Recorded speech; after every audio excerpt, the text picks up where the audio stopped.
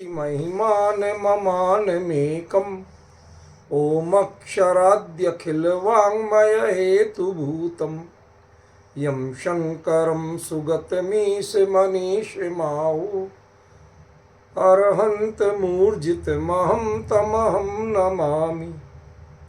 यह आचार्य योगेंद्र देव द्वारा विरचित अमृता शीति नामक परम आध्यात्मिक ग्रंथराज है।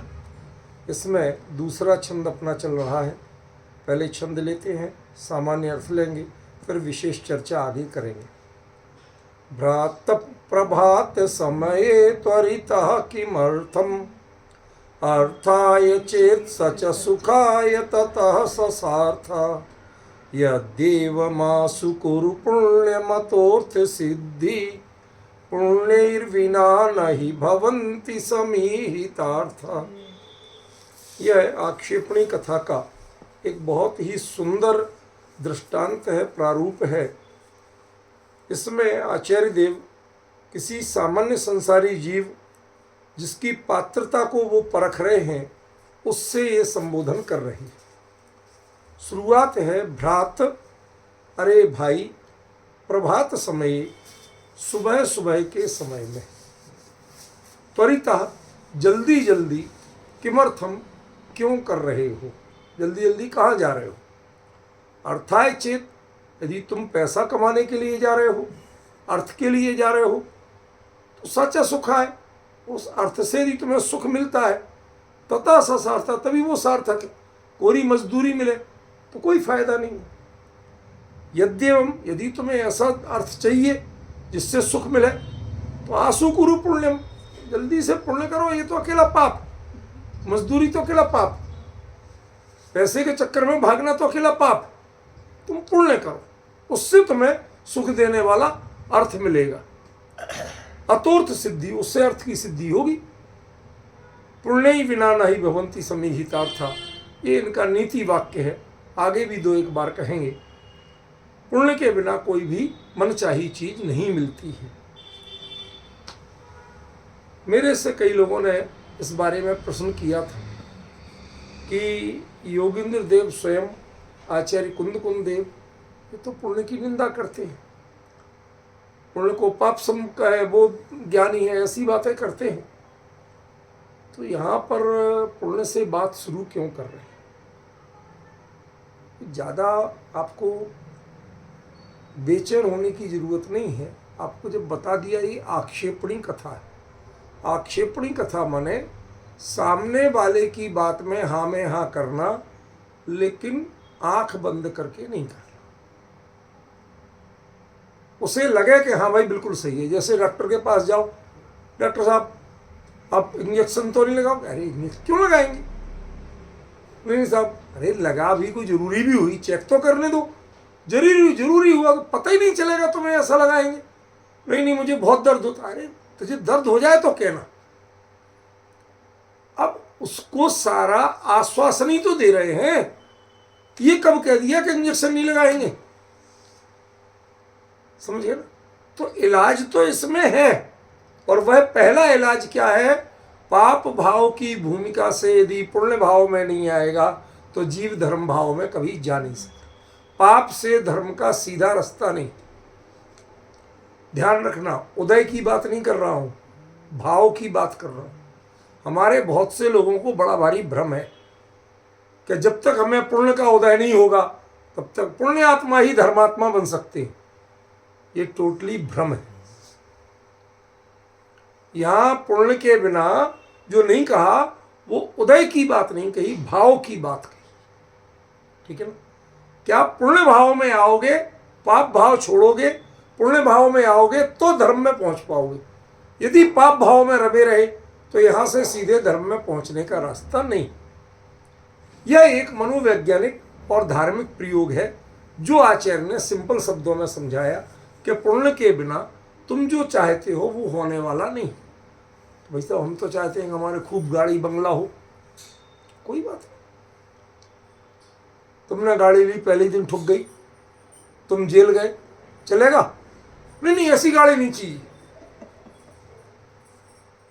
तो फिर ध्यान रखना, कि गाड़ी चाहिए लेकिन अनुकूलता देने वाली चाहिए, ऐसी चाहिए ना, तो हाँ हाँ बिल्कुल ऐसी चाहिए।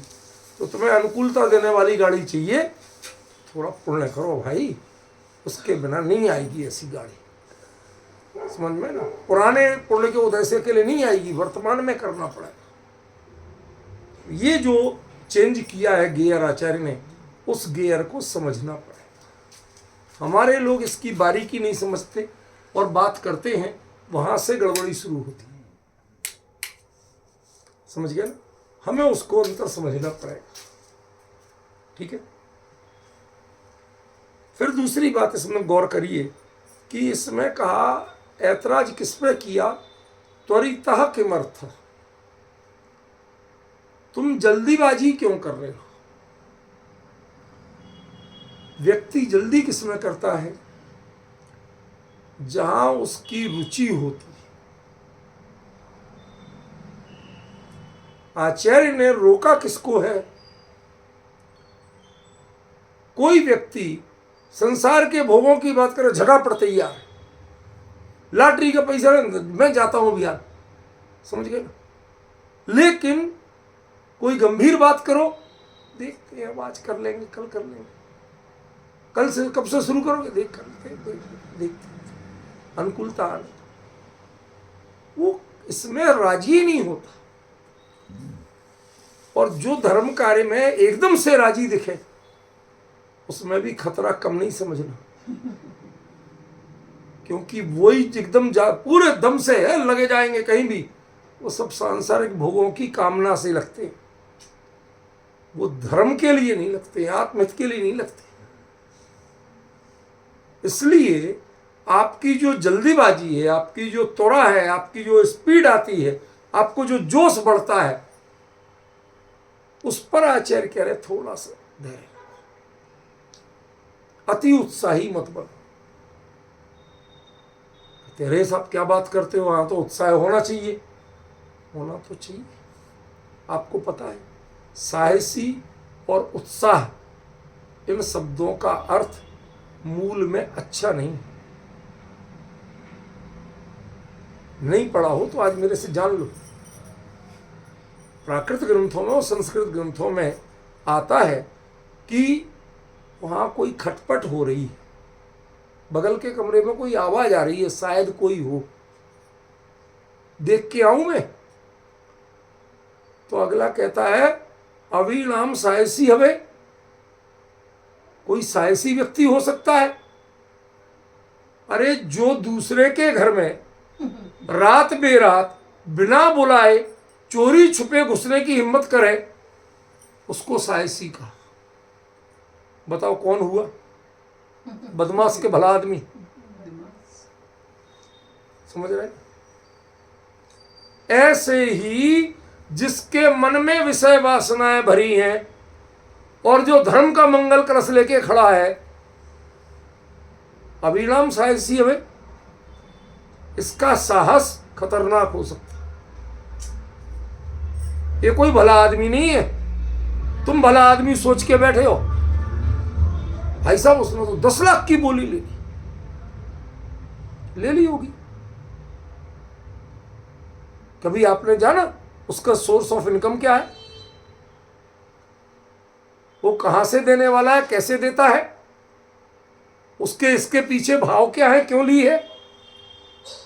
अरे साहब आप तो फालतू की बातें बहुत करते हो, हमें पैसे से मतलब, पैसा आ रहा जाने दो। क्योंकि यही तो अंतर है आपका भी दृष्टिकोण पैसा है और उसका बनिया है, वो उसको बदले में मान का या सांसारिक प्रयोजन का व्यापार कर।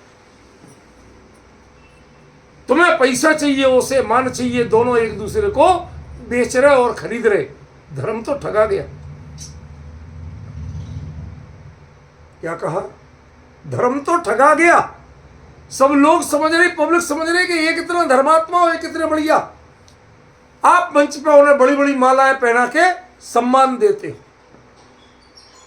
वो आपको पैसा देते हैं, आप उनसे पैसे से अपने धंधा चलाते हो। क्लियर करूं, धंधा चलाते हो। ये जो सिस्टम बना हुआ है, इस सिस्टम में धर्म एक धोखा है और कुछ नहीं। दर्शक भी धोखे में है कि धर्मात्मा है, वो भी धोखे में कि इतना पैसा लेके मैंने धर्म धर्म वरम कुछ नहीं लिया, तूने कर्म बांधे और कुछ नहीं किया, क्योंकि मान कषाय का व्यापार किया तूने। सच बताओ, कितने देने वालों के लिए कभी ये लगा कि मेरा परिग्रह, मेरा पाप कुछ कम हुआ? मैंने दान किया, ये अभिमान आता है। सोचिए जरा शांति से, मैं जो बात कह रहा हूं उस पर विचार कीजिए। कई बार हमारा दान क्या ऐसा नहीं है कि जैसे हमारे घर में दाल सब्जी बच जाती है या थोड़ी खराब हो जाती है तो हम क्या करते हैं, अक्सर जो लोग करते हैं काम वाली को दे देते हैं। क्या है ये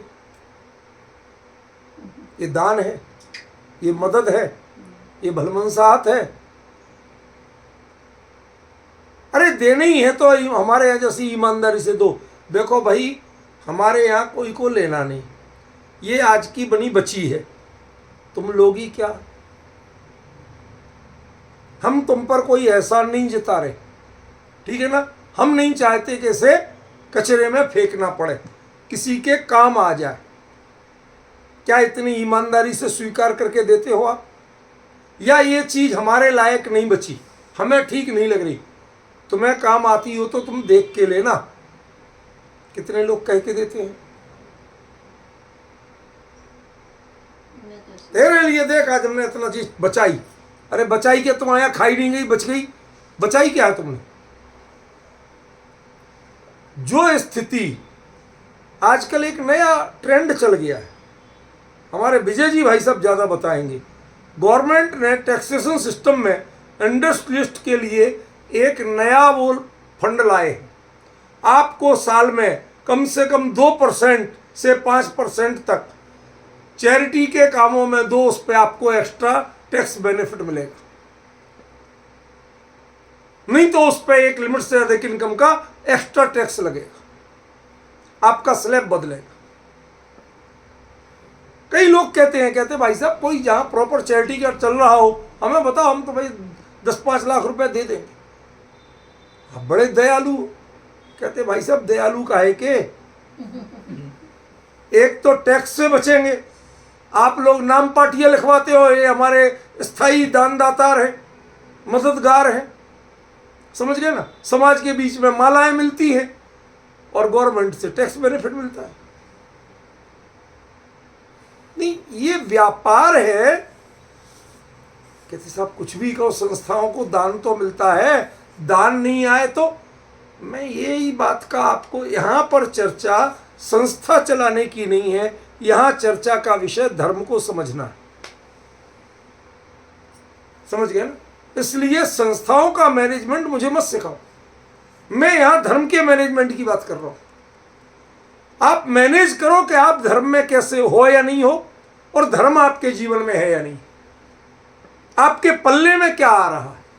समाज के पल्ले में, संस्थाओं के ठेकेदारों के पल्ले में पैसा आता है और उनके सेठियों के पल्ले में मान आता है। मैं दोनों से पूछना चाहता हूं, धर्म के किसके पल्ले में आए? जो संस्था वाले उनके पास ही धर्म नहीं था। अधिकांश को मैंने देखा हुआ है भाई साहब, खान पान से लेके आचार विचार तक, दूर दूर तक उनके मन में धर्म की भावना नहीं होती है, धर्म के प्रति आदर नहीं होता। ये मैं जिनवाणी की गद्दी में बैठ के समाज के 100% नहीं कह रहा हूं, पर अधिकांश लोगों और संस्थाओं को अच्छी तरह जानने के बाद ही बात कर रहा हूं। उनके मन में ही धर्म नहीं है, जो धर्म के ठेकेदार बने पड़े, उनके मन में उसके प्रति आदर भाव नहीं है। मंचों पर बोलते हैं, निजी जीवन में सोचते तक नहीं। एक सज्जन मिले, अपरिग्रह पे बड़ा शानदार व्याख्यान दिया, और उसके बाद बदले में उन्होंने 10-12 लाख का एक व्याख्यान का पैसा लिया, और उसके बाद में एक बढ़िया लेदर सोफा खरीदा और उसका विज्ञापन करके उसका अपने ग्रुप पे फोटो डालते कि देखो इस एक व्याख्यान की बदले में हमें इतना शानदार इंपोर्टेड लेदर सोफा खरीदने के लिए हमारे पास पैसा है। दूसरे डालते, हमने इतनी बड़ी गाड़ी खरीदी। तुम्हारे पास आया क्या ये बताओ मुझे। तुमने अपरिग्रह सिखाया और परिग्रह खरीदा, और तुम्हें गर्व अपरिग्रह सिखाने पे नहीं है, मैं कितना अच्छा बोलता हूं इस पे है। यदि अपरिग्रह की महिमा तुम्हें होती तो उसके बदले में तुम परिग्रह नहीं खरीदते। विजय जी, आज इतनी कायरता और कातरता भर गई है कि वक्ता लोग डर के मारे कहता अब हमारे आपसी रिलेशन का क्या होगा, सत्य बोलने को स्वीकार करने को तैयार नहीं। डर लगता है, सबका हृदय कांपता है। और समस्या दूसरी है मेरे साथ कि मेरे को देख के सबको डर लगता है कि ये किसी से डरते ही नहीं है। तो खरी बात कहते हैं ये आदमी सबसे खतरनाक है, इससे बच के रहो। समझ में आया? ये बड़ा भारी अंतर आ गया है आजकल। दृढ़ता से सत्य को स्वीकार करने को कोई तैयार नहीं। हम त्वरा किसमें दिखा? त्वरा माने जल्दीबाजी, उत्साह। आपका हृदय कूदता किसमें है? समझ रहे ना? आपका हृदय कूदता है किसी का देने में, किसी का लेने में, सिर्फ व्यवसाय में कूदता है। एक्चुअली धर्म में किसी का उत्साह नहीं है,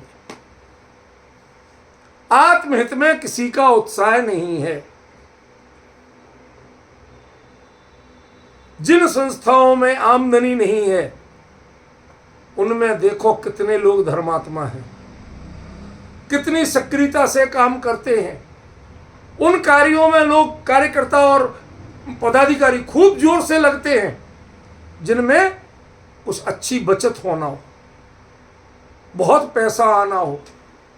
जिनमें ये सब नहीं हो तो कोई नहीं लगता। एक बड़ा प्रकल्प बता रहा हूं मैं एग्जाम्पल के रूप में। भैया हमारे यहाँ प्रक्षाल और पूजन तो हमेशा से होता था। जिन बिंब के लिए प्रक्षाल पूजन एक नियम था, है, शाश्वत है, हमेशा रहेगा।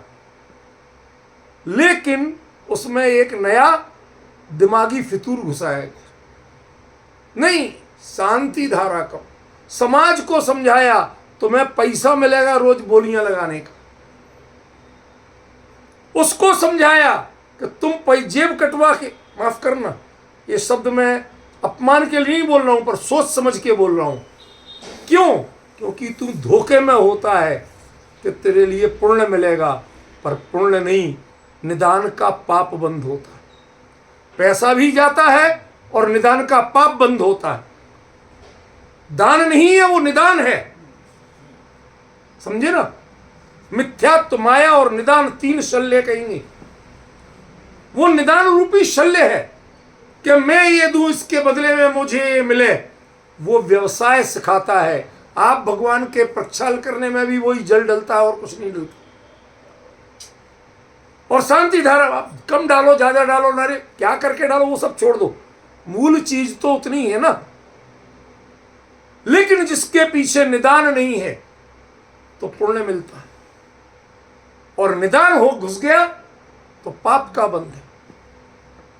पाप का बंध है, महापाप का बंध है। मिथ्यात्व से बड़ा भयंकर कोई पाप नहीं, और निदान की मिथ्यात्व की पक्की यारी है। ट्रेन की पटरियों की तरह है, एक चल रही तो दूसरी तो है ही है, उसके बिना चलती ही नहीं। समझे ना? ऐसे मिथ्यात्व और निदान चलते हैं साथ। और वो चीजें आपके सारे धर्माचरणों में घुसाई जा रही। लोग कहते हैं शांति धारा नहीं करते। क्यों करें भाई? मैं दावे के साथ कहता हूं, जिसकी मां ने दूध पिलाया हो, जिनागम में सिद्ध करके बताया कहीं शांति धारा होती। डंके की चोट कहता हूं, आओ 7000 ग्रंथों की जैन ग्रंथों की लाइब्रेरी है, तुम्हें किसी की यहां नहीं मिलेंगी। आओ मैं तुम्हें प्रूफ करूंगा, और तुम्हारे पास जो हो तो लेके आओ, तुम प्रूफ करो। मूल आगम का वचन चाहिए, इधर उधर की बातें नहीं चाहिए। पर ये सब चलाया जा रहा है। समाज के दिमाग में धीरे धीरे वायरस भरा जा रहा है। भाई साहब उनके यहाँ तो शांति धारा, अरे तो कौन, जब जिनागम में ही शांति धारा नहीं है तो हमारे यहाँ नहीं होती माने हम सच्चे जैन हैं। जिनके यहाँ होने लगी है या जो करने लगे हैं उनने जैन धर्म छोड़ा है, उनने जैन धर्म में व्यवसाय घुसाया, निदान घुसाया है। हमारे यहाँ तो दान है, निदान नहीं। समझे कि नहीं? आपकी त्वरा किस में आती है? त्वरिता शब्द है ना, मैं इस पे बोल रहा हूं। त्वरा किस में आती है, उत्साह किस में बढ़ता है? जब पैसे जेब से जाते हैं, नाम बोला जाता है, तो उस समय वो पानी वो क्या ढोल रहे हैं, आप क्या कर रहे हैं, कैसे, कोई को परवाह नहीं होती है। लोग कितने देख रहे हैं और माइक पे मेरा नाम सही बोल रहा है कि नहीं बोल रहा है, सबको परवाह ही होती है। यदि वो शांति धारा में यही अपराध है, यही निदान है, तो आप भी जो मंचों पे इंद्र आदि बनके और बोलियां लगाते हो, उसमें क्या है? क्या वो निदान नहीं है? क्या वो व्यवसाय नहीं है? जो आप उत्साही होके बोलते हो, लोगों में हमने कंपटीशन देखा, नाम नहीं लूंगा, हमारे प्रतिष्ठा चरित्र इस मामले में एक्सपर्ट है। वो क्या करते हैं, दो लोगों की, दो सेठियों की जिनकी लड़ाई है, उन दोनों को बुलाएंगे, भाई साहब दोनों जरूर, चाहे उनके घर जाना पड़े, बुला के लाते हैं, मना के लाते हैं, फिर बाद में बोली पे कंपटीशन शुरू होता है। उन्होंने की 1 लाख, उनकी 2.5 लाख, उनकी 2.5 लाख, 5 लाख। अब इधर पे जो आयोजक है उसको बता, देखो मैंने क्या ट्रिक अपनाई। इन दोनों में आपस में तीव्र कषाय। सच बताइए, एक दूसरे को नीचा दिखा के जो बड़ा है दान का धन, राशि जो बड़ी है, वो पुण्य है या पाप? किसी को नीचा दिखाने का भाव, ये पाप है या पुण्य है? डिफरेंस समझिए। ये जो आपकी त्वरा है, ये त्वरा पाप है, इसको छोड़ के आप पुण्य की ओर आओ, ये आचार्य साफ करें। पहचानिए आप, अभी पुण्य की उनने चर्चा शुरू नहीं की। ये जो तुम अर्थ के लिए त्वरित हो रहे हो, पैसा आए, समाज में संपत्ति आए, क्यों? जरूरत थी 16 करोड़, आ गए 32 करोड़, सफाई आने साहब आगे प्रोग्राम चलेंगे, उनमें काम आएगा। ये परिग्रह बांध बांध के कहां ले जाओगे? किन विषयों में खर्च करोगे? एक दिन का ठिकाना है। ये परिग्रह का पाप आ गया, आज आयु पूरी हो गई तो जाते, कहां इसका हिसाब चुकाओगे? कोई को परवाह नहीं है। समझ रहे ना? त्वरा चाहिए, तेजी चाहिए, उत्साह दिखाते हैं, अरे साहब देखो हमारा प्रभाव देखो, 16 चाहिए थे 32 आ गए। ये सब जो मानसिकता है, इनमें जो आपको लगता है कि ये आदमी बड़े काम का है, जो प्रतिष्ठाचार बोलियों में कहीं का कहीं पहुंचा दे राशि को, वो बड़े काम का है। भाई साहब, तुम समाज में कषाय सिखा रहे हो, नीचा दिखाना सिखा रहे हो, इसके अलावा कुछ नहीं कर रहे। तुम दान नहीं सिखा रहे हो और ना दान की पवित्र भावना पे किसी को ले जा, समझे?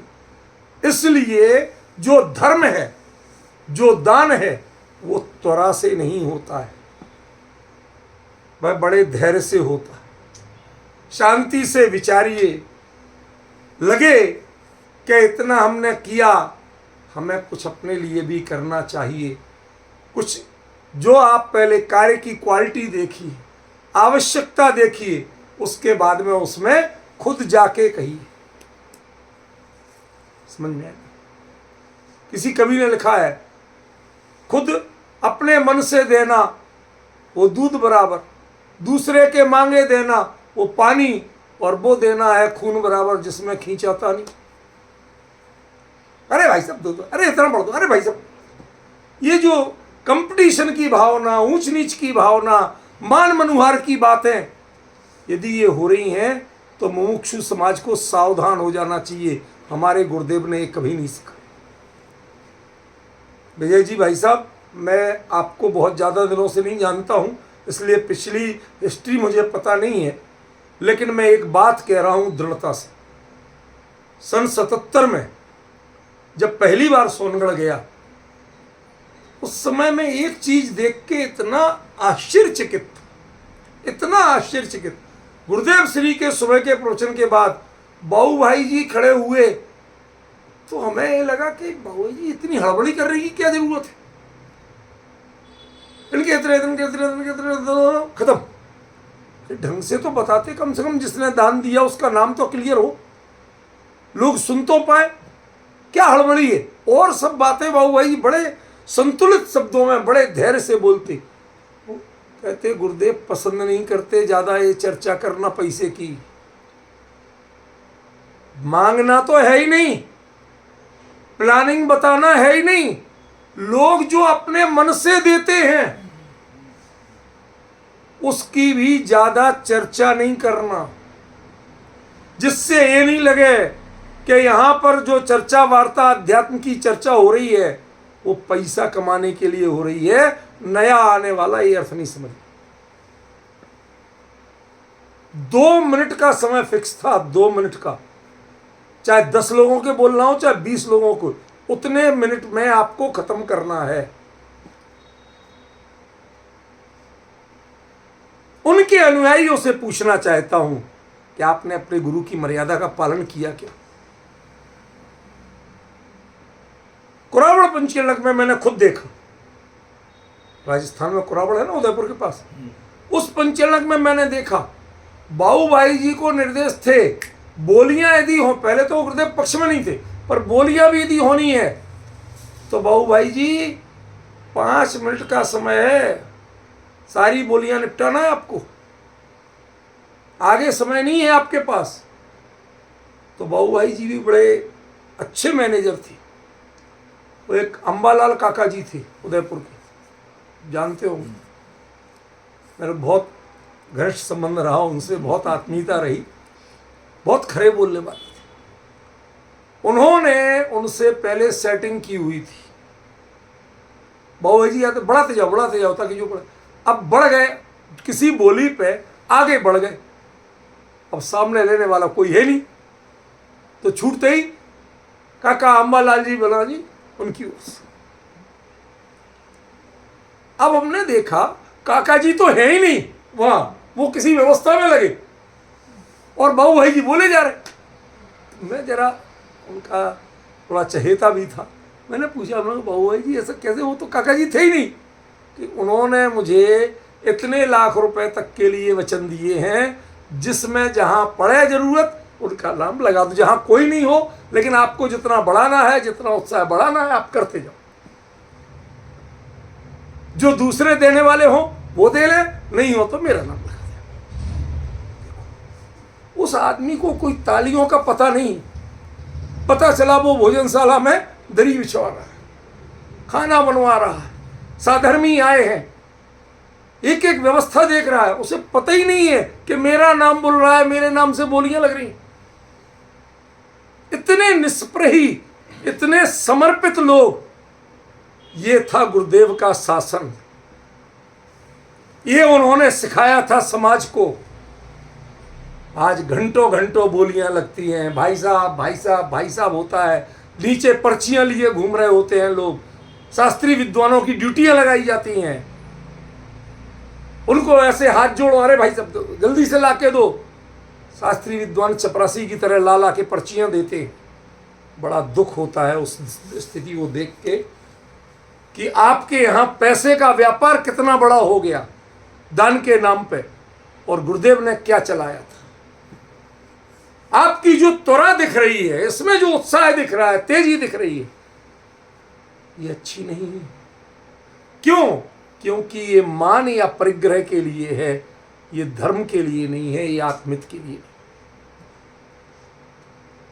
धर्म और आत्मित में ये त्वरा करने की जरूरत नहीं है, वो तो जीवन की सहजता होना चाहिए। आपको लगे कि ये काम अच्छा है, आप घर जाओ, उनके अगले का दे के आओ। भाई साहब क्या करना था, हमें मान तो चाहिए नहीं था, बोली का क्या करेंगे भाई साहब, इतना हमारी ओर से आप ऐसे लगा देना इस काम। कितने लोगों को हिम्मत होती है, कितने लोगों को भावना होती है, जरा बताइए। कितने मुमुक्षु ऐसा करते हैं, बोलियों की तो जरूरत ही नहीं पड़े, आप रेट लिखने लगे। गुरुदेव के शासन में कभी रेट नहीं लिखे, कि 100 धर्मेंद्र के बेस प्राइज बिक्री हो रही है, खरीदोगे क्या? ये सब जो भावनाएं हैं, ये त्वरा है। ये त्वरा हमेशा नीचे की ओर ले जाती है, ध्यान रखना। यदि गाड़ी में ऑटोमेटिक स्पीड बढ़ रही है बिना एक्सीलेटर पे पैर दबाए, तो समझ लेना आप गड्ढे में जा रहे हो। विजय जी गलत कह रहा हूं कि सही? जब पहाड़ से गिर रहे होते हैं, चढ़ने के लिए तो एक्सीलेटर लगाना पड़ता है, जोर लगाना पड़ता है, उसमें स्पीड धीरी होती है और जोर ज्यादा होता है। आपको अपने संसार के भावों से अपने परिणामों को संभालना पड़ेगा। एक पैर ब्रेक पे कि नीचे ना गिर जाए और दूसरा पैर एक्सीलेटर पे कि इससे ऊपर चढ़ जाए।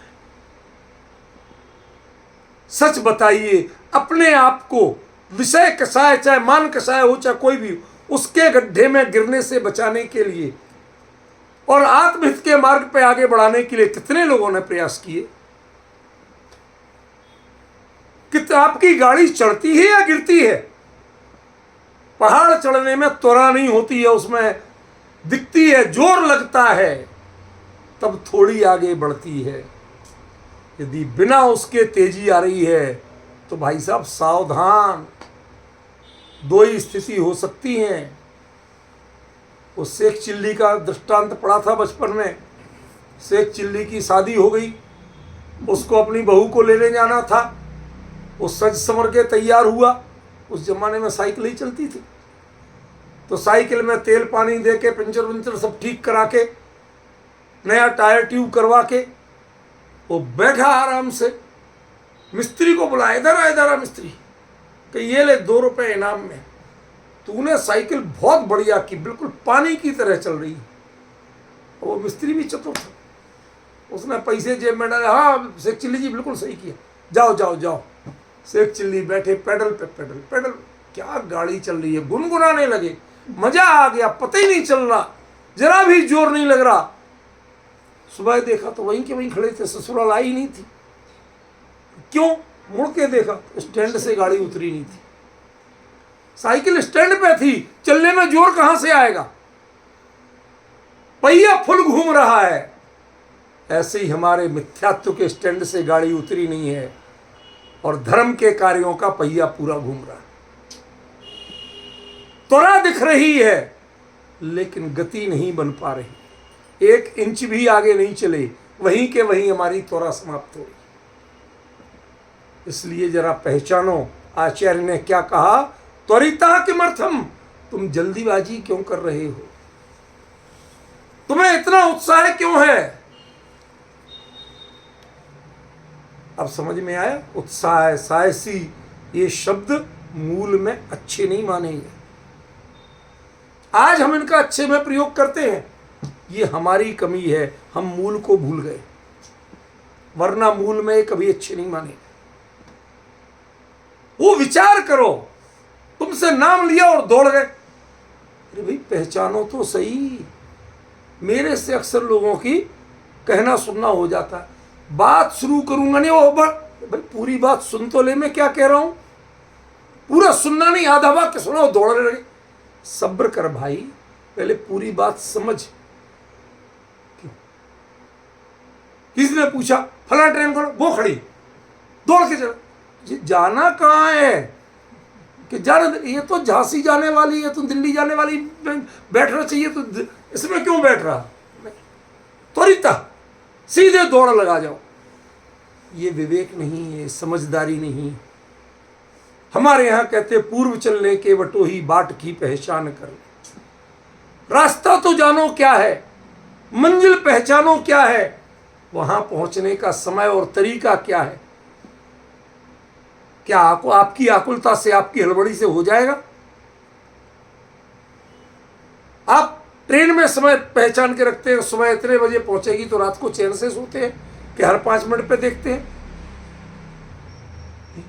फ्लाइट में इतना समय लगेगा तो लगेगा, पर घड़ी देखने से क्या होगा? ये जो उतावल करते हैं, इसका क्या मतलब है? ये त्वरिता का मतलब वो उतावल है, ये क्रमबद्ध की विरोधी परिणति है, ये वस्तु के प्रगमन की विरोधी परिणति है। इसलिए आचार्य ने कहा त्वरिता किमर्थम, तुम जो सोच रहे हो हम समय से पहले कर लेंगे, हम ऐसा कर लेंगे, बस ये क्यों है भाई? होता स्वयं जगत परिणाम, मैं जग का करता क्या काम, इस पर तुम्हारा विश्वास क्यों नहीं है? भाई साहब, आचार्य ने एक सामान्य सा शब्द कह दिया, लेकिन उसकी गहराई आपको पहचानना पड़ेगी। आचार्य के वचन आचार्य से समझना पड़ेगा। समझे कि नहीं? भ्रात प्रभात समय त्वरिता किमर्थ। अरे भाई, सुबह सुबह जल्दी नहीं जाए, घूमने जा रहे हैं। कहते भाई साहब, घूमने और हवाखोरी के बालों से बात नहीं कर रहे। बात किससे कर रहे हैं? अर्थाय चेत, माल पानी के लिए जा रहे हो। अब ये अर्थ का अर्थ बहुत है। वहां विजय जी को बताया तो विजय जी ने कहा इसका एक ये भी होता है। मैंने असली जो मुद्दा बताया था वो मुद्दे की बात थी, वो अर्थ तो उसके अलावा भी होते। अर्थ माने 9 पदार्थ भी तो होते हैं कि नहीं होते? वो अर्थ तो बहुत हैं। मैंने किस पे फोकस किया? जो भी शब्द है उसका ठीक विरोधी प्रयोग करके देखो तो तुम्हें असलियत पता चल जाए। अर्थ का विरोधी अनर्थ है। अनर्थ माने दुर्घटना, अनर्थ माने जो नहीं होना चाहिए, अनर्थ माने जो हमें स्वीकार नहीं है, अनर्थ माने जो मेरे लिए हितकारी है। तो अर्थ माने क्या हुआ?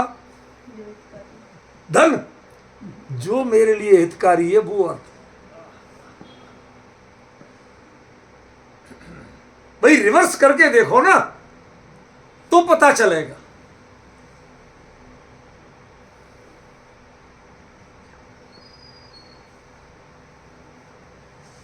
एक घटना हुई, ऐसे ही सुना रहा हूं, पर हमारे इस विषय पर लागू होती इसलिए बता रहा हूं। तो एक आदमी ने नई गाड़ी खरीदी।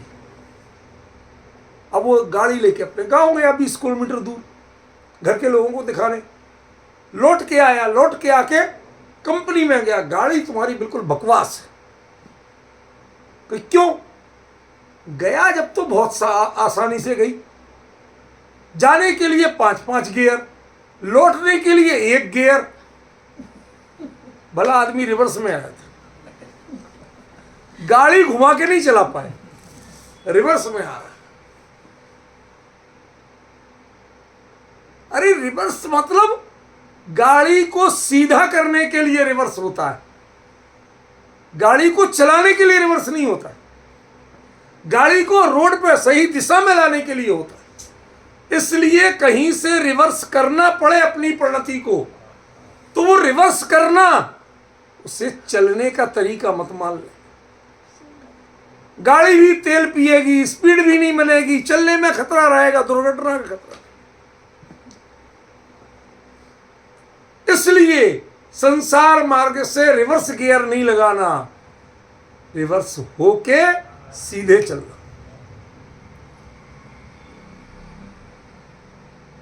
डिफरेंस समझ में आया 2 बातों में? हम लोग क्या कर रहे हैं आजकल? संसार मार्ग से रिवर्स गियर चलाते हैं।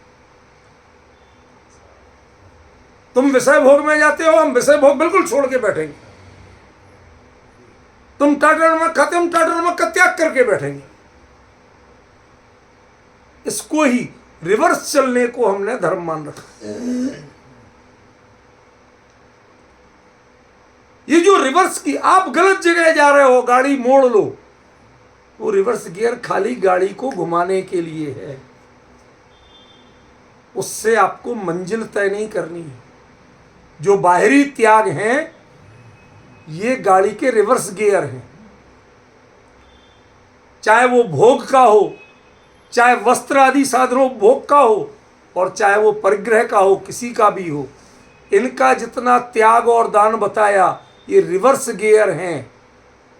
गाड़ी को मोड़ो, बस उतने काम के हैं। यदि इनको ही आपने लक्ष्य मान लिया कि इनसे ही चलना है, इनसे ही धर्म हो जाएगा, तो भाई साहब बहुत बड़े धोखे में है। पवन जी अब बात समझ में आ रही है कुछ? कितनी मर्म है इसमें। क्या कर रखा है हमने धर्म के नाम पे? टोटल सबकी गाड़ी रिवर्स गियर में चल रही है और उसमें हम धर्म मान रहे हैं। भाई साहब बड़ा जोर लगता है। अरे हमारी गाड़ी में गियर ऐसे लगे हैं जो पानी की तरह चलती है। अरे बहुत जोर लगा, हम तो अपने घर तक कैसे पहुंचे हम जानते हैं, तुम तो आज तक घर पहुंचे ही नहीं हो। ये जोर क्यों लगता है आपको? किसी को नमक छोड़ दिया, अब इसमें जोर क्यों लगता है आपको? क्यों? क्योंकि प्रति समय नमक के संवेदना बनी हुई है। नमक नहीं है, नमक नहीं है तो त्याग कहां हुआ? टोटल गाड़ी रिवर्स गियर में चल रही, इसलिए जोर लग रहा। डिफरेंस ख्याल में आ रहा? आचार्य ने बड़ा सावधानी से शब्द प्रयोग किया। अर्थ और अनर्थ। अनर्थ यदि अहित है तो अर्थ मात्र हित है। तय करो तुम्हारा भला किसमें। तुम उससे घूम के अर्थ की ओर आए क्या? पहचाना तुमने? भ्रम है हमें कि अर्थ माने अकेला पैसा होता है। यहां अर्थ का अर्थ है अनाकुलता। जिसके मिलने पे आपकी नींद हराम हो जाए वो अर्थ नहीं है। जिसके मिलने पे आपको भय लगने लगे वो अर्थ नहीं है। समझिए कितनी कितनी विषमताएं हैं। आचार्य ने बात छोटी सी कही लेकिन उसके मर्म को हम नहीं पहचान पा रहे। हम कहीं के कहीं पहुंच रहे हैं। जरा पहचानना सीखो। अर्थाय चेत, यदि तुम्हें अपना भला चाहिए है तो, और कुछ चाहिए तो बात नहीं कर रहे। कहते महाराज हमारा तो भला, मेरे पैसे, पैसा तस्यास्ति, सब लोग सब कुछ उसके पास है। सर्वे गुणा कांचनमाश्रयन्ति। पैसा जिसके पास है उसके पास सब कुछ है। संस्कृत में एक बड़ा श्लोक है, उसके पास ही सब, मतलब वो क्या नहीं है दुनिया में, सब कुछ उसके पास है जिसके पास पैसा है। तो आचार्य उसके लास्ट में कहते हैं, कहते भैया ये पैसा के मुकाबले विपत्ति कारक कुछ नहीं। इसके मुकाबले समस्या कोई नहीं है। 24 घंटे मैनेजमेंट में लगे रहो। जिसके पास पैसे ही नहीं है उसे मैनेजमेंट नहीं कर। लेकिन पैसा नहीं है तो ज्यादा परेशान होता है। पैसा नहीं है ये उपलब्धि नहीं है, पैसे की चाह नहीं है ये उपलब्धि। अब तेरे को कोई नहीं सता सकता। वो शनि महाराज वाला दृष्टांत बताया था। कोई कहता लाख रुपए दो तुम्हारे सारे शनि महाराज के दोष दूर कर दूंगा। उन्होंने कहा 51 दो, उन्होंने कहा 21 दो, 11 दो, 1100 दो, 500 दो, 200 दो, 100 ही दे दे। मेरे पास तो चवन्नी भी नहीं है। कहते चला जाए यार, ये शनि महाराज तेरा क्या बिगाड़ेगा, क्या लुटवाएगा? तेरे पास लुटने को है कुछ? क्या नुकसान कराएगा? कुछ नहीं बिगड़ रहा। जा तू चैन से जा।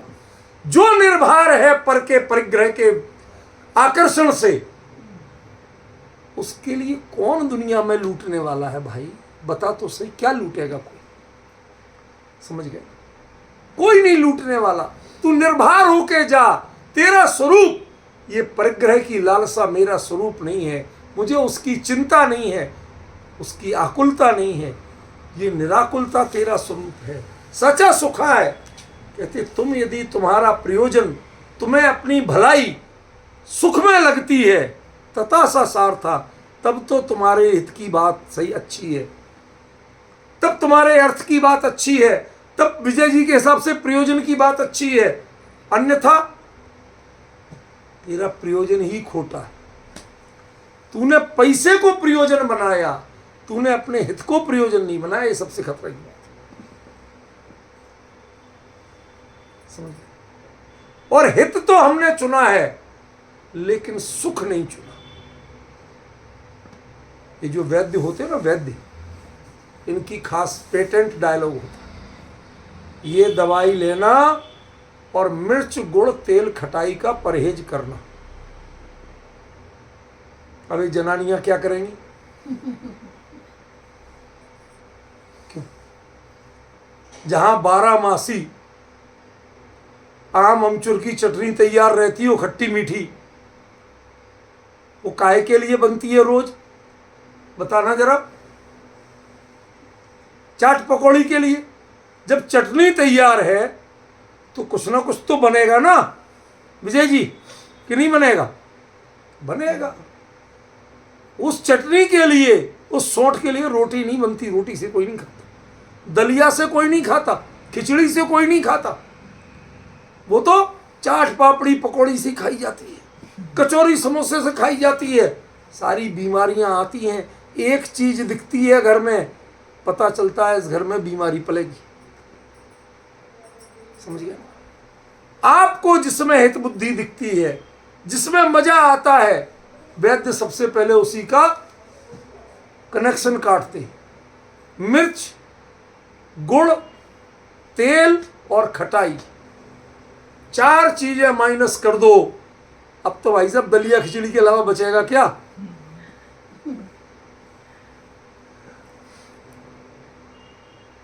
यही कह रहे हैं आचार्य। तो मान को माइनस करो। समझ गए ना? तुम लोभ को माइनस करो, तुम छल को माइनस करो। छल भी CH से बनता है और चिली भी CH से बनती है। समझ गए? चारों चीजें, मिर्च गुड़ तेल खटाई भी बताते हैं। तुम्हें मजा गुड़ मान में आता है। समझ गए? इन सबको जब जिस क्षण माइनस करोगे तो धीरे धीरे आपको समझ में आएगा कि फिर आपका हित क्या है। अभी हमने धर्म के नाम पे, अपने हित के कार्यक्रमों के नाम पर मिर्च गुड़ तेल खटाई को ही जोड़ रखा। यदि आपको बिना मिर्च गुड़ तेल खटाई का भोजन किसी बड़े आयोजन में बन जाए तो उस आयोजन से आधे जो मेहमान आए ना, उस शाम के भोजन तक बचेंगे नहीं, अपना बिस्तर उठाएंगे चले जाएंगे। क्या चाहिए? मिर्च गुड़ तेल खटाई। क्या है मिर्च गुड़ तेल खटाई? मंच पे चमक हो, गवैये और संगीतकार की दमक हो, बैंड बाजों की गूंज हो और बोलियों का शोर हो, बस। यदि इनको 4 को माइनस कर दो तो आपके आयोजन में बचेगा क्या, ये तो बताओ। जो असली चीज थी, जो असली तत्व था, उसके जिज्ञासु बचेंगे और तत्व की चर्चा वाले बचेंगे। लेकिन आज के हमारे धर्म के ठेकेदारों को इनकी परवाह नहीं, ये पसंद नहीं है। मैंने देखा कई प्रोग्रामों में वो ग्रंथ रखा, ग्रंथ खुलता ही नहीं है और इनका भाषण शुरू हो जाता है। घंटे भर सुनाते हैं, गाथा पढ़ना दूर, ग्रंथ का मंगलाचरण नहीं करते। समझ गए? ऐसे लोगों को विद्वान बनाया जाता है, ऐसे लोगों को वक्ता बनाया जाता है। ये विडंबना है। आपको धीरे धीरे बता रहा हूं कि गुरुदेव ने जो परंपराएं शुरू की थी, जिनवाणी के प्रति विनय, परिग्रह के मोह का त्याग, मान कसाय के मोह का त्याग, परिणामों में सरलता लाना, सांसारिक कार्यों में त्वरा नहीं दिखाना। एक दिन मैं चौंका। शाम के समय जो चर्चा वगैरह खत्म हुई, क्लास खत्म हुई, लोग बाग बड़ी तेज दौड़ लगा रहे थे। रियल में दौड़ लगा रहे थे। क्या है भाई? वो भोजनालय में पहले नंबर पर आगे बैठ जाएंगे, पहली बार में निपट जाएंगे तो थोड़ा घूमने का समय मिल जाता। बाद में सेकंड पंक्ति में बैठते हैं तो फिर घूमने का समय नहीं मिलता। उनका प्रयोजन अपना ठीक हो सकता है, मैं उस पर कमेंट्स नहीं कर रहा हूं। त्वरा किसके लिए? हमें त्वरा वो समझ में आई कि लोग भाग के जाते थे गुरुदेव की सामने, जहां से गुरुदेव क्लियर दिखते रहे, चर्चा पूरी सुनाई दे, वो वहां बैठ जाए। उनकी नजरों में रहने के लिए नहीं, हमारी नजरों में वो रहे इसके लिए। हमें किसी के ज्यादा सिर नहीं देखना पड़े, हम उनको देख के अपने आप को एकाग्र रख सकें। आधा आधा घंटे पहले लोग जाके बैठते थे, वहां हमें लगता था कि आप धर्मानुरागी हो। आज शास्त्र स्वाध्याय शुरू होने के बाद लोग पहुंचना शुरू होते। देख लीजिए आप, हम उनकी परंपराओं से कितने हट रहे हैं। नाम उनका लेते हैं, हर जगह नाम उनका कैस कर रहे हो आप, लेकिन आप उनकी बात नहीं मान रहे।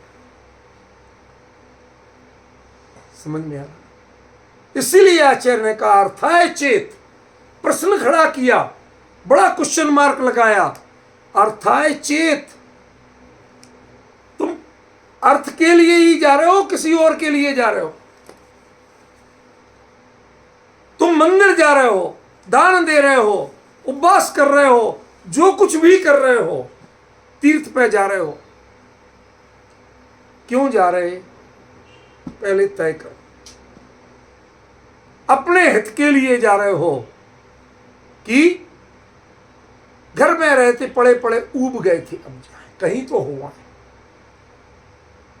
लोग जाते हैं टूरिस्ट प्लेसों पे, आप जाते हैं तीर्थों पे, मैं बुरा नहीं कहता, लेकिन उसके पीछे जो चेत लगा ना, आपका प्रयोजन क्या ये बताओ, किस लिए जा रहे हो? घर में पड़े पड़े ऊब गए हो, अरे समय सार आपके घर में भी है, तत्व चर्चा आपके घर में भी पहुंचती है, शांति से सुन के आपको तृप्ति क्यों नहीं मिलती है? आप जाके क्या बढ़ा लेते हो? पहले डिसाइड करो। सच्चा सुख है, उससे आपके कुछ सुख की वृद्धि हुई, कुछ परिणामों की निर्बलता बढ़ी, कुछ कसायों का वेग घटा। डिसाइड करो, हम आपका समर्थन करते हैं। तथा सा सार था, तब वो सार्थक है। पर हमारा यहां ध्यान नहीं है, आयोजनों पे ध्यान है, चाहे निजी हो चाहे पंचायती। आयोजनों पे ध्यान है, प्रयोजन पे ध्यान है। इसलिए आचार्य ने कितना सटीक प्रयोग किया। त्वरिता किमर्थम, पहले तो तुम्हारे लिए परिणामों को परखो, किसमें उत्साह आता, किसमें तेजी आती है, उस पर क्वेश्चन मार्क लगा दो। ये भाग क्यों रहे हो, ये तो बताओ पहले। तुम संसारी जीव हो, तुम जहां तेजी दिखाओगे वहीं हमें खतरा लगेगा। मैं एक सच्ची बात बताऊं रूपल भाई, मैं अपने यूनिवर्सिटी का सबसे बदनाम इन्वेस्टिगेटर, इन्विजिलेटर।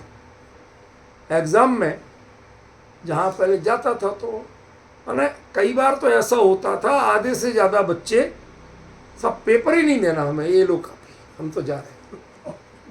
कहते लिख ही नहीं पाएंगे, फायदा क्या है, आता कुछ है नहीं, और सर नकल करने नहीं देंगे। इनकी ड्यूटी, जिस रूम में ड्यूटी लग गई उस रूम में आधे तो भाग जाते थे। अब हमारे लिए इन्विजिलेटर नहीं बनाया जाता, अब फ्लाइंग स्क्वाड का बनाया जाता। 5 मिनट के लिए जाना, पूरा सेंटर देखना। लोग कहते हैं कि साहब, जैन साहब, आप तब भी कैसे पकड़ लेते हो, इतने में इतने 1000 बच्चे बैठे हैं, कैसे पहचान लेते हो कि इसके पास नकल है? मैंने कहा मैं कुछ नहीं करता, मैं तो जाके बीच में करीब 8-10, एक बड़ा भारी नीचे बेसमेंट है, उसमें अलग अलग ब्लॉक बने हैं, लेकिन सिर्फ पिलर्स पे बने हैं, तो सब दिखते हैं। मैं बीच में जाके खड़ा हो जाता हूँ, ऐसे देखता हूँ, जहाँ देखता हूँ वो जिसकी ओर नजर गई उस लाइन के लोग, जिसने संभलने की कोशिश की, सावधान होने की कोशिश की, मैं कुछ नहीं करता, उसके सामने जाके हाथ फैला देता हूँ, वो चुपचाप निकाल के दे दे। अरे ये तो इन्विजिलेटर से कहता हूं, भाई क्या कर रहे थे तुम? सर ये तो सबसे शांत बच्चा है, ये तो बोलते ही नहीं है, हमें तो आशा ही नहीं थी इसके पास निकलेगा। भाई तुम्हारे सामने निकला, नकल निकली, क्यों? वो त्वरित क्यों हुआ था, सावधान क्यों हुआ था, संभला क्यों था, जैसे लिख रहा था लिखता रहता। जो ईमानदार है वो सहजता, ईमानदारी को सहजता बनाइए, ईमानदारी को त्वरा मत बनाइए। धर्म को जीवन की सहजता बनाइए, धर्म को जीवन की त्वरा मत बनाइए। जब जब त्वरा बनेगी तब तब अंदर निदान बनेगा और कुछ नहीं।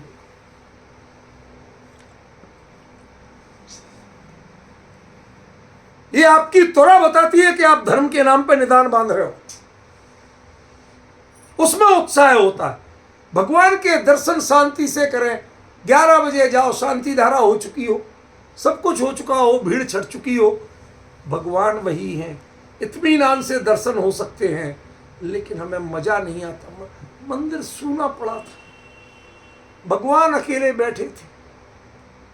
अब सुनिए जरा, कमेंट सुनिए, लोगों की भाषा सुनिए। मंदिर सूना पड़ा था, भगवान अकेले बैठे थे। 2-3 बुड्ढे शुड्ढे किसी तरह अपने माला कर रहे थे। आज बिल्कुल मन नहीं लगा। कल बहुत मजा आया था, सुबह गए, जोरदार तालियां बज रही थी, गा गा के, बजा बजा के पूजने हो रही थी, हैं, जय जयनाथ प्रभु हो, और जो उत्साह दिख रहा था, जान मंजीरे भी बज रहे थे, और उधर शांति धारा होने लगी, सब लोग जय हो जय हो जय हो, लोगों की बोलियां लग रही थी। क्या मजा आया साहब, कल बहुत मजा आया था। आज तो कुछ नहीं, बिल्कुल सूना पड़ा था। अरे भले आदमी, तू भगवान के दर्शन करने गया था कि भक्तों के? भक्त माइनस हुए थे, भीड़ माइनस हुई थी, मंदिर में भगवान माइनस हुए थे क्या? भगवान तो बल्कि सरप्लस थे कि जितने को दर्शन करना है इत्मीनान से करो, कोई रोकने वाला नहीं, किसी की ओट पड़ने वाली नहीं, समझ रहे ना?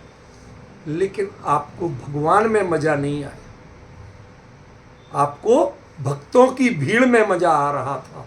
इसका मतलब आप विषय कसाय में मजा लेने गए थे, मंदिर में भगवान के दर्शन करने गए थे।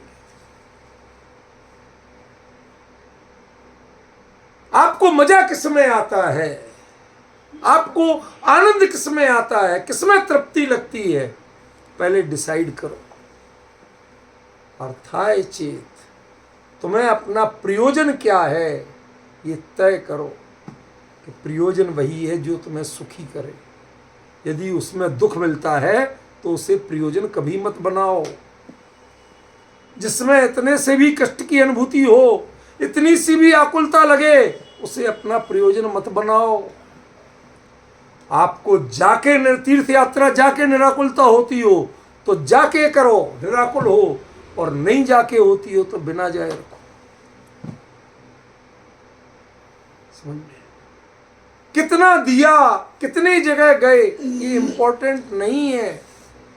सबसे बड़ी चीज जो दौलत राम जी ने कह दी छेड़ला में, आत्म को हित है सुख सो सुख, आकुलता भी नहीं। सच्चा सुख है तथा सा सार्थ। उसकी सार्थकता कब है? जब तुमने जितने चाहे आयोजन किए, पैसा मिल गया, छल प्रपंच चल गया, बिल्डिंगें बन गई, प्रयोजन ढूंढो तो जीरो लग रहा। पूरे में ढूंढ के आया, कहीं प्रयोजन नहीं दिखा, सिर्फ आयोजन दिखा। समझ में? इस विडंबना से अपने आप को बचाइए, ये आचार्य देव कह रहे हैं। हम जिसमें गति दिखाते हैं उस वहां पर सावधान, स्पीड लिमिट जरूरी है। सहज चाल से चलिए, भाग के मत जाइए। जो चीज आपकी स्पीड बढ़ा देती है, समझ लेना वह आपके लिए हितकारी नहीं, वह क्रमबद्ध की भी विरोधी है। और आपको अनादिकाल से विषयों की वासना पड़ी है, वो आपके विषय की पूर्ति का साधन बनने जा रही है, वह आपको आत्मिक शांति देने नहीं जा रही। इसलिए एक तो त्वरा, जहां दिखे वहां किमर्थम क्वेश्चन मार्क लगा लेना बड़ा, और दूसरा प्रश्न क्या करना, अर्थाय चेत, तेरा प्रयोजन क्या है भैया, क्यों कर रहा है? कहते प्रयोजन एक बनाना विजय जी साचा सुख है, जिसमें तुम्हें सुख मिले, आकुलता घटे, उसके अलावा किसी को प्रयोजन मत बनाना। वरना ठगे जाओगे। ठीक है ना, इतनी चर्चा आज की। इसके अलावा यद्यवम ये चर्चा कल चलेगी, अभी इस छंद में बहुत कुछ है, वो सब आपको बताया जाएगा आज ही।